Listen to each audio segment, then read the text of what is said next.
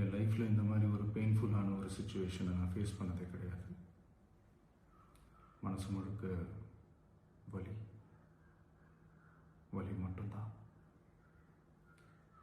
இந்த சுற்றுப்பயணத்தில் என்ன இந்த மக்கள் பார்க்க வராங்க. அதுக்கு ஒரே ஒரு காரணம் தான், அவங்க என் மேலே வச்சிருக்கிற அன்பும் பாசமும்.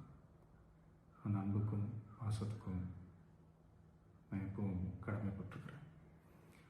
அதனால தான் இந்த சுற்றுப்பயணத்தில் மற்ற எல்லா விஷயங்களையும் தாண்டி மக்களுடைய சேஃப்டி, அதில் எந்த காம்ப்ரமைஸும் பண்ணிடக்கூடாதுன்றதுக்காக தான் அது என் மனசில் ரொம்ப ஆழமாக இருக்கும் அந்த எண்ணம்.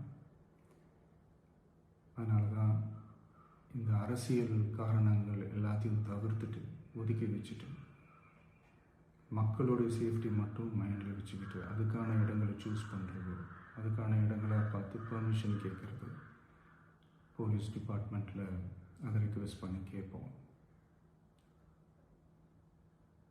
ஆனால்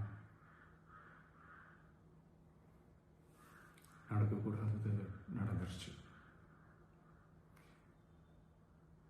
ஆனால் மனுஷன் தானே. அந்த நேரத்தில் அத்தனை பேர் பாதிக்கப்பட்டு இருக்கும்போது எப்படி அந்த ஊரை விட்டுட்டு என்னால் கிளம்பி வர முடியும்? நான் திரும்ப அங்கே போகணும்னு இருந்துச்சுன்னா அதை ஒரு காரணம் காட்டி அங்கே வேறு சில பதட்டமான சுச்சுவேஷன்ஸ், வேறு சில அசம்பாவிதங்கள் அந்த மாதிரி எதுவும் நடந்துடக்கூடாதுன்றதுக்காக தான் நான் அவாய்ட் பண்ணேன். இந்த நேரத்தில் சொந்தங்களை இழந்து தவிக்கிற அத்தனை குடும்பங்களுக்கும் என்னுடைய ஆழ்ந்த இரங்கலை தெரிவிச்சுக்கிறேன். எனக்கு தெரியும், என்ன சொன்னாலும் இது ஈடேயாகாதுன்னு எனக்கு தெரியும்.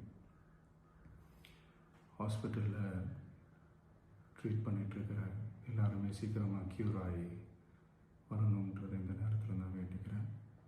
கூடிய சீக்கிரமே உங்கள் எல்லாரையும் நான் சந்திக்கிறேன். இந்த நேரத்தில் எங்களுடைய வலிகளை, எங்களுடைய நிலைமையை புரிஞ்சுக்கிட்டு எங்களுக்காக பேசின அரசியல் கட்சிகளை சார்ந்த நண்பர்கள், தலைவர்கள் அனைவருக்கும் என்னுடைய நன்றியை தெரிவிச்சுக்கிறேன். கிட்டத்தட்ட ஒரு 5 மாவட்டத்துக்கு பிரச்சாரத்துக்கு போனோம். இந்த மாதிரி எதுவுமே நடக்கல. ஆனால் கரூரில் மட்டும் ஏன் எப்படி நடக்குது, எப்படி நடக்குது?